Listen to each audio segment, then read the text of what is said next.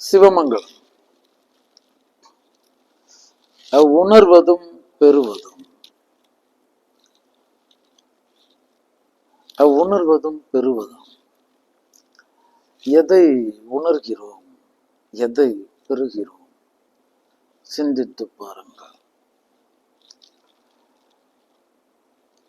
நோக்கரிய நோக்கே நுணுக்கரிய நுண் உணர்வே அப்படின்னா நம்மளுடைய ஆதார பொருளான அங்க நம்மளுடைய ஆத்மமயம்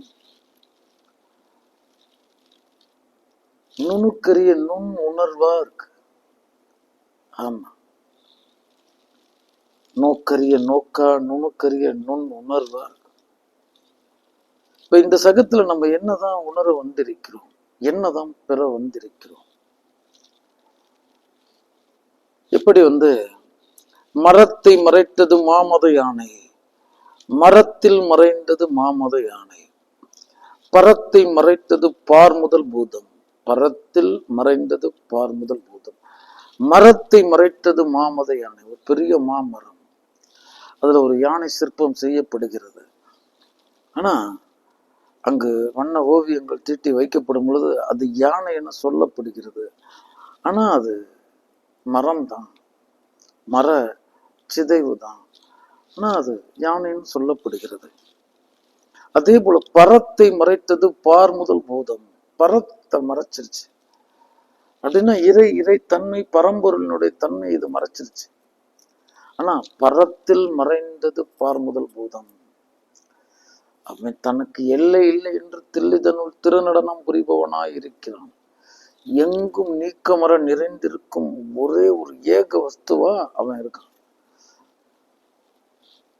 அப்ப நம்ம அறிஞ்சுக்க வேண்டியது என்னன்னா, நம்ம உணர வந்திருக்கிறது என்னன்னா, நம்மிடம் மெய் இல்லை, மெய்யில் தான் வந்திருக்கோம். உடம்பினை மெய் என்கின்றனர். மெய் தான் நம் உயிர் பொருளா இருக்கு. அந்த மெய்யான அருபொருள் இந்த பொய்யான உருபொருளை ஆட்சி செய்கிறது.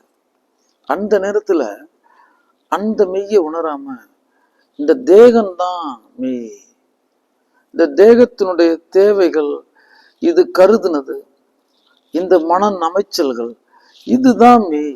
அதை சார்ந்த பயணத்துல இது போய்கிட்டு இருக்கு. அப்ப இங்க என்ன ஆயிடுச்சு, நான் உள்ளபடியே மெய் சேர்ந்திருக்குன்னா நான் என் உயிரை சேர்ந்திருக்க வேண்டும், அதானே உண்மை. ஆனா நான் இந்த சகம் தன்னில் தெரிந்து கொண்டிருக்கிறேன், இந்த பொய்யை நேசிக்கிறேன், லாபத்தை கருதி வாழ்றேன், அதிர்ஷ்டத்தை கருதி வாழ்றேன், குறுக்கு வழிகளை கருதி வாழ்றேன். எனக்கு கிட்டினா போதும், ஏன் பயணத்துல நான் வென்றா போதும், தர்மத்தை கூட கொஞ்சம் சமாதானம் செய்துக்குவேன். அப்படி நம்மளுடைய வாழ்வியல் நெறிமுறையை இந்த லாபத்தின் பெயரால், சுயநலத்தின் பெயரால் கட்டிவிட்டனர்.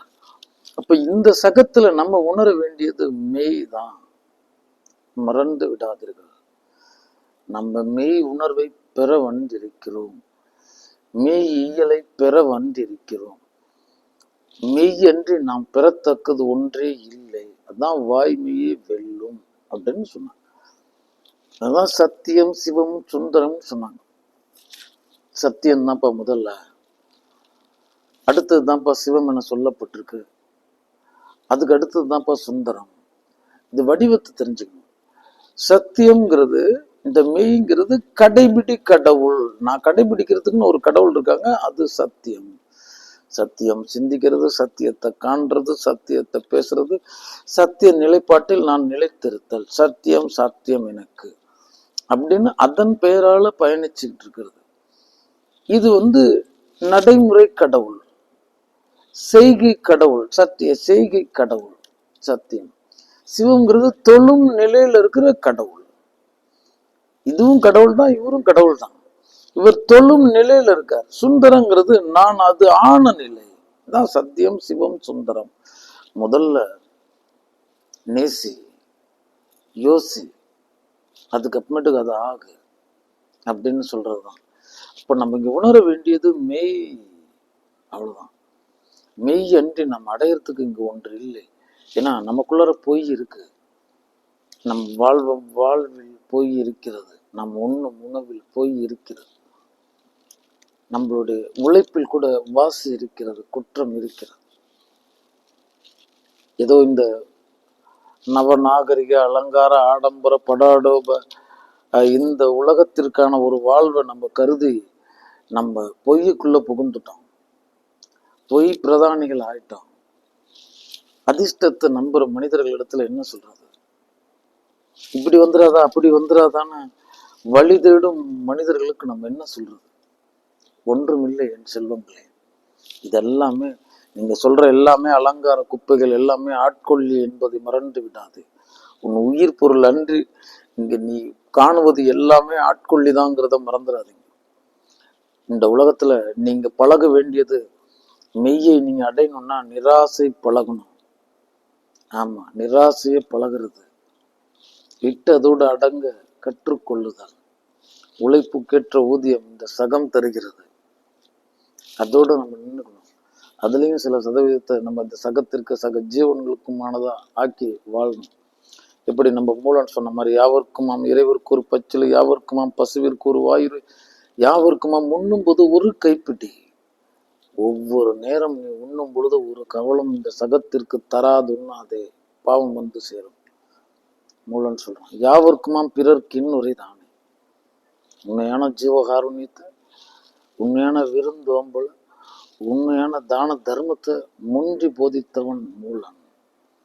உண்ணும் பொழுதெல்லாம் ஒரு பிடி தந்துட்டு உண்ணு. ஏன்னா நீ உண்ணும் உணவில் வாசி இருக்கிறது, குற்றம் இருக்கிறது.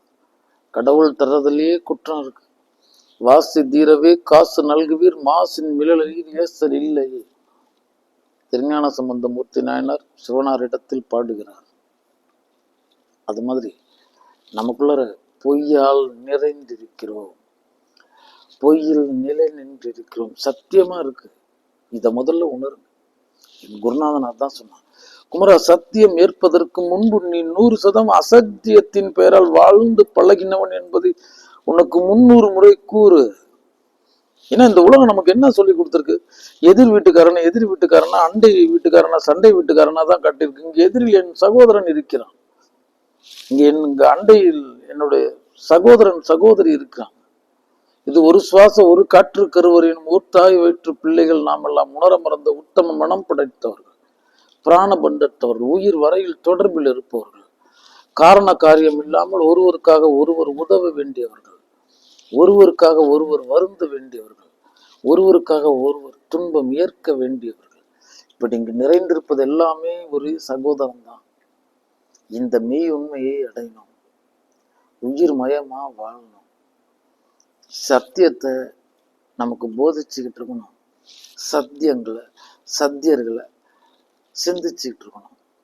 என் குருநாதன் சொன்னான், களத்தில் காட்டப்பட்டிருக்கும் சத்தியனெல்லாம் சத்தியன் இல்லை, அசத்தியனெல்லாம் அசத்தியன் இல்லை கான் குமரா. ஒரு சத்தியன் இன்னொரு சத்தியனை சத்தியன் என்கிறான், ஒரு சத்தியன் அசத்தியனை அசத்தியன் என்கிறான், ஒரு அசத்தியன் சத்தியனை அசத்தியன் என்கிறான், ஒரு அசத்தியன் இன்னொரு அசத்தியனை சத்தியன் என்கிறான். அப்ப அசத்தியனால சொல்லப்பட்ட சத்தியன் அசத்தியன்தான், சத்தியனால சொல்லப்பட்ட சத்தியன் சத்தியன்தான். அது மாதிரி இங்க எல்லாம் பேதப்பட்டு கிடக்கு. எந்த அளவுக்கு அற்றது உற்றது அறுத்த நட்ட நடுநீர் நோக்கிலா நோக்கதை ஞான நோக்கென காணுங்க. எனக்கு அற்றவனும் இல்லை உற்றவனும் இல்லை, நான் நற்றவத்தில் இருக்கிறேன், நட்ட நடுவில் இருக்கிறேன், நடுவமர் நாயகம் என் தந்தை. அப்படி நானும் அவன் பெயரால் நிலை நின்று நடு காக்க வந்திருக்கிறேன். அவ்வளவுதான். அதனால நான் உணர்றதும் மெய்தான், பெறுவதும் மெய்தான். மெய்யை தவிர நம்ம இந்த உலகத்துல ஏதாவது பெற போறோம்னு நினைச்சுக்காதீங்க. சத்தியம் கடந்தாதான் சிவம். சத்தியம் இல்லைன்னா உன்னை எந்த இறைவனும் ஏற்க முடியாது. சத்தியங்கிறது கடைபிடி கடவுள். நடைமுறையில நான் வாழ பழகிறது சிந்தையால், காணலால், சொல்லால், செயலால், சாதனையினால், சரித்திரத்தினால், வரலாற்றினால், வரைபோலை வரை நான் சத்தியத்தால் நிரப்ப வேண்டும். சத்தியமே சாத்தியம். அப்படின்னு நம்ம நமக்குள்ள ஒரு சுய சத்திய பிரகடனம் செய்துட்டு வாழ்றது. அவ்வளவுதான். இப்ப நம்ம இந்த கங்கையில் குளித்தா பாவம் தீரும் சொல்லப்பட்டிருக்கிறது. ஆம் குமரா, அவ்விதம் தானா அது? ஆம் குமரா, அவ்விதம் தான். ஆனால் ஒரு சின்ன திருத்தம். நான் அறிந்தும் அறியாமலும் புரிந்தும் புரியாமலும் எத்தனையோ அசத்தியங்களை, பொய்யை, தீமையை, பிழையை, தவறை, குற்றத்தை செய்திருப்பேன். இந்த கணத்திலிருந்து நான் அவைகளிடத்திலிருந்து விடுபடுகிறேன். இனி நெஞ்சு அறிந்து நான் அந்த குற்றங்களை புரிய மாட்டேன் அப்படின்னு தனக்குள்ள ஒரு சுய சத்திய பிரகடனம் செய்துட்டு அந்த கங்கை நீரில் மூழ்கி எழும் பொழுது அவனுடைய பாவங்கள் கழுவப்படுகின்றன. பின்பு அந்த ஒரு சத்திய வாழ்வு வாழ பழகுகிறான். அவ்வளவுதான். நம்ம முடிவெடுக்கணும். பொய் அகல மெய் அடைய வந்திருக்கிறேன். சிவமங்கலம்.